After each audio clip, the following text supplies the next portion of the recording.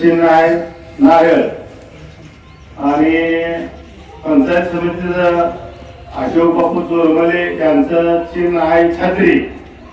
आता दोघांनी छत्रीचं चिन्ह का दिलंय आता ही सगळ्यांनी समजा.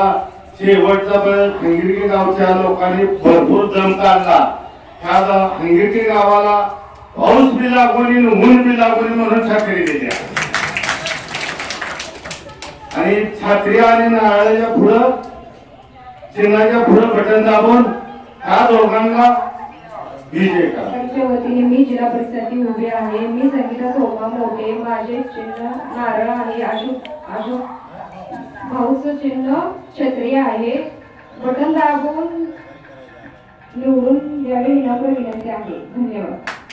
तालुक्यामध्ये एक वेगळी परिस्थिती निर्माण झालेली आहे. मी आपल्याला या निमित्तानं सांगेन की आपल्या गावाला गेली 50 वर्षाची एक परंपरा आहे. 50 वर्षापासून शेतकरी कामगार पक्ष गणपती देशमुख त्यांचे कार्यकर्ते या गावामध्ये आणि आपल्या तालुक्यामध्ये प्रत्येक गावामध्ये त्यांचे अस्तित्व टिकवून आहे. कैलासवासी काकासाहेब साळुंखे पाटील, त्यानंतर काकी नंतर मी, आम्ही एक पक्ष आम्ही आमचा 50 वर्ष लोकांच्या सेवेसाठी त्या ठिकाणी आमचं सगळं जीवन समर्पित केलं. काकांनी केलं, आमदार साहेबांनी केलं. 5 पिढ्या जवळजवळ या जनतेची सेवा करण्यामध्ये आम्ही घालवली. प्रश्न काय होता, तालुक्याला दुष्काळाची एक कलंक लागलेला होता. अनेक वेळेला मी आमदार साहेब मुंबई आम्ही जायचं, आम्ही दोघेही आमदार होतो. कधी कधी मी आमदार करायचा नव्हता, आम्ही दोघेही जायचं आणि कुठल्याही मंत्र्याच्या दालनामध्ये गेले की आम्हाला सांगायचं आलं बाबा दुष्काळ सांगू. परंतु आम्ही दोघांनी ठरवलं होतं हे किमान पहिल्या 3 पिढीच्या वाटेला आलेल्या ह्या 4थ्या पिढीच्या वाटेला तरी दुष्काळ नको. त्याच्यासाठी 50 वर्ष आमदार साहेबांनी संघर्ष केला. त्यानंतर 25 वर्ष मी त्याला साथ दिली आणि आज आता कुठेतरी पाणी आपण मिळवण्यामध्ये म्हैसाळची योजना असेल, टेंबूची योजना असेल, तिकडून निरा उजवा कालवा असेल, या सगळ्या योजना कार्यान्वित झाल्या. म्हैसाळ टेंबू योजनेसाठी किती कष्ट घ्यावं लागलं हे आम्हाला माहिती आहे. त्याचा मी साक्षीदार आहे. आणि आता बरीच मंडळी नवीन आता पुढारी झालेली आहेत. त्याचे गैरसमज झालेला आहे की आपल्याजवळ पैसे असल्यामुळे आपण एका रात्री 2 लाख 4 टीपी लावून थोडा म्हणून टाकून लगेच आम्ही सदस्य होऊ शकतो आणि 50 वर्षाचे पक्ष आम्ही सुट्टीसाठी विकत घेऊ शकतो. हा समज समाजामध्ये पसरवण्यासाठी एक पिढी नवीन या ठिकाणी आली आहे. आता बुरुंगले मला वाटतं या ठिकाणी उभारले ते बुरुंगले कधी दिली सांगितलं कधी आला का आम्हाला तो गाव त्या कुणाच्या बाबतीत इच्छा आवाज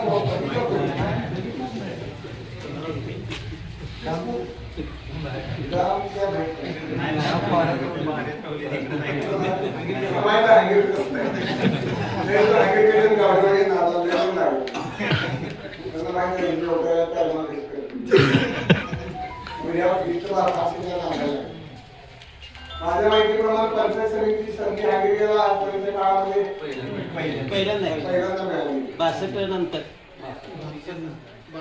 माझा जन्म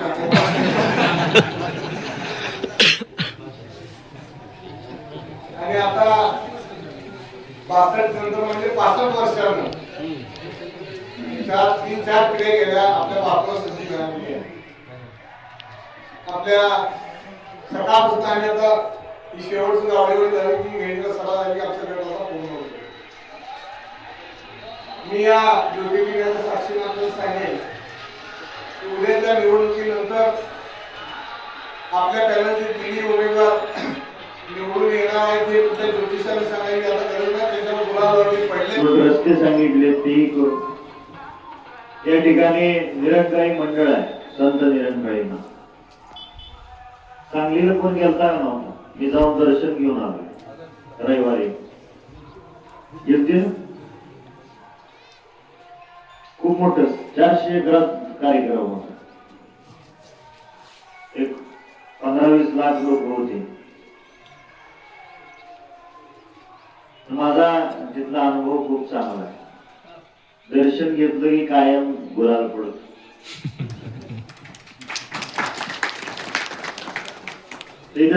त्यांची मागणी सभा मंडप काहीतरी मागितलेला आहे.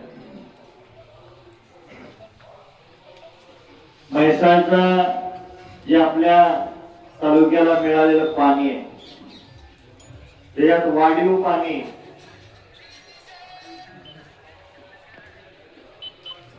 55 TMC पाणी अजून शिल्लक आहे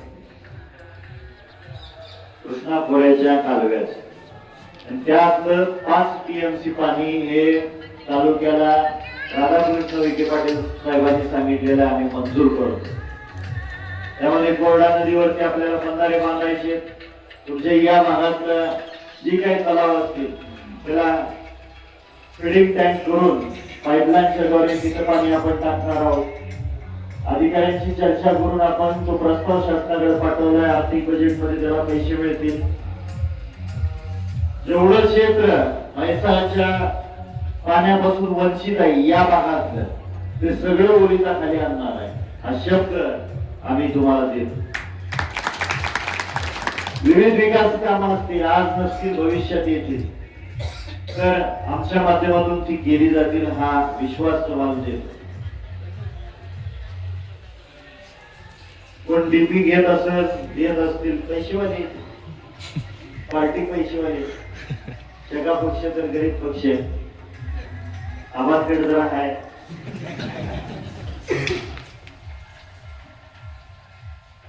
मी तुम्हाला एवढंच सांगतो, जर कोण आधी दाम देतो डीपी देतो बिंदास घ्या, पण एक गट टाका. 7 तारखेच्या त्या डामावर तारावरून दिल्या पाहिजे त्या, आणि डीपी उभा करून त्या डीपीला कनेक्शन दिलं पाहिजे. 100% मत सुद्धा त्यांना द्या. आणि जर हे घडलं तर बाबासाहेब देशमुख राजकारणातून निवृत्ती घेईल. काय सांगतोय